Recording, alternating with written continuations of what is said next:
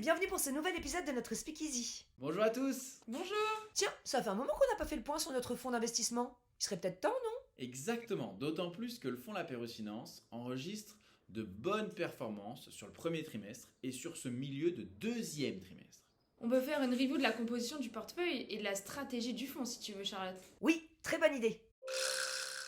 Pour mémoire, l'exposition du fonds LPF est intégrée dans une allocation à long terme. Ça, c'est le premier point. Et ce n'est pas propre au fonds LPF, l'exposition à la classe d'actifs des actions, par nature, va demander une durée d'investissement longue. Tout à fait, Matt. Donc, pour commencer, le fonds LPF est un fonds avec une stratégie long only.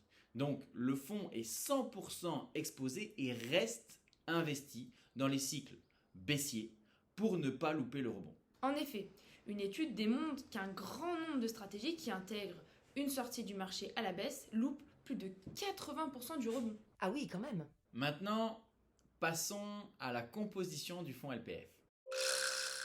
Nous avons fait le choix de 7 fonds de gestion active, tous de différentes maisons, afin de bénéficier de la vue des gérants et de leur équipe d'analystes, et de bénéficier de la diversification des différentes politiques de gestion interne à ces fonds.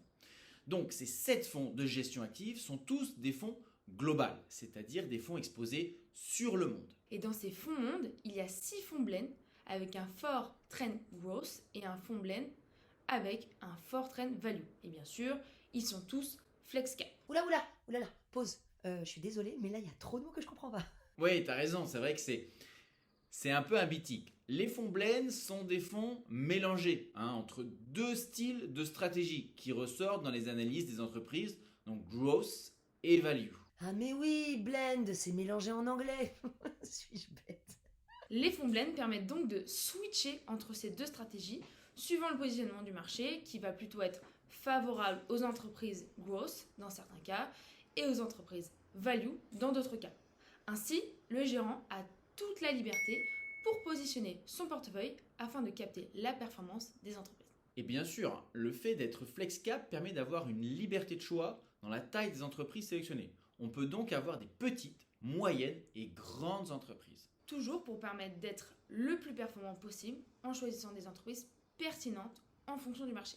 Compris, merci beaucoup, c'est plus clair. Ensuite, vient s'ajouter à ces fonds blend, donc mélangés, on vient de le dire, 2 fonds de gestion passive, donc un ETF sur le S&P 500 et l'autre sur le MSCI World. Et pour plus d'infos sur les ETF, rendez-vous sur notre Speakeasy numéro 27.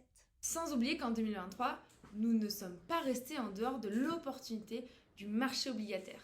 Nous avons donc rentré en portefeuille pour un poids de 4,43% year to date, ce qui veut dire depuis le début de l'année, un fonds à échéance 2027 qui permet d'assurer une rentabilité en fonds de portefeuille d'environ 5% par an. Bien sûr, c'est un brief synthétique de la composition du fonds LPF et de sa stratégie. L'objectif ici est de préciser l'intérêt de l'exposition du fonds LPF, qui est diversifié avec une exposition mondiale, ce qui permet de bénéficier des performances de toutes les places de marché, mais pas avec la seule vue d'un gérant, mais bien celle de 7 gérants et leur équipe. Et bien sûr, les portefeuilles de ces 7 fonds qui sont détenus au sein du fonds LPF sont rebalancés quotidiennement à l'initiative de ces fameux gérants. Et ce, pour suivre l'évolution du marché au regard des événements économiques et politiques, ainsi que de tout autre événement qui pourrait avoir un impact ou intervenir dans les marchés sur lesquels ils sont exposés. Et ça, c'est un des points les plus importants, non? Effectivement, Charlotte, car les évolutions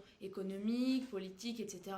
sont de plus en plus rapides et ont un grand impact sur les portefeuilles. Donc, il y a une grande importance d'avoir un portefeuille agile afin de se positionner ou se repositionner sur les nouvelles opportunités qui se démarquent. Et tout ça va permettre à votre portefeuille de surperformer sur la durée. Votre portefeuille s'adapte donc à la conjoncture actuelle et son évolution pour rester compétitif tout au long de sa détention. Ok, génial, je comprends la stratégie. Et ça a quel coût tout ça? Oui, c'est vrai, il est important d'en parler. On a souvent la peur que les fonds de fonds comme LPF supportent des frais plus lourds que la moyenne car ils se cumulent les uns avec les autres. Oui, c'est pas faux.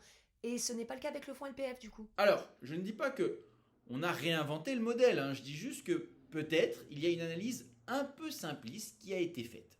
Car si on le regarde en essayant de comprendre, on s'aperçoit que les fonds intégrés au fonds LPF ne sont que des parts institutionnelles, ce qui nous permet de bénéficier des frais de gestion réduits à 0,8% en moyenne. Alors que le même fonds, que vous pourriez intégrer à votre portefeuille de votre côté, serait une part retail, avec des frais beaucoup plus élevés, environ 2%. Donc, on arrive à des frais quasiment similaires à des parts retail, tout en bénéficiant de notre accompagnement. Et en plus, il n'y a plus de frais d'arbitrage pour modifier vos positions actions. Ah oui, c'est bon ça. Et au niveau de la rentabilité? La performance year-to-date du fonds La Pérouse Finance est de 5,12%. Super, merci. Et je le mets dans quoi ce fonds du coup?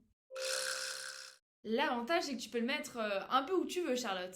En assurance vie française, luxembourgeoise, ou sur un compte titre, ou dans ton PER par exemple. Trop bien. Donc, si vous voulez qu'on challenge vos portefeuilles actuels au regard du portefeuille La Pérouse Finance, appelez-moi, envoyez-moi un SMS ou un email et on regardera tout cela ensemble. Et si ce n'est pas moi, toute l'équipe de LPF est à votre disposition pour vous accompagner. C'est la fin de ce Speakeasy, merci beaucoup pour votre attention. On espère tous les trois que ça vous a plu. Si c'est le cas, n'hésitez pas à liker et partager la vidéo. On se retrouve le mois prochain pour un nouvel épisode. Et d'ici là, restez au contact de vos rêves.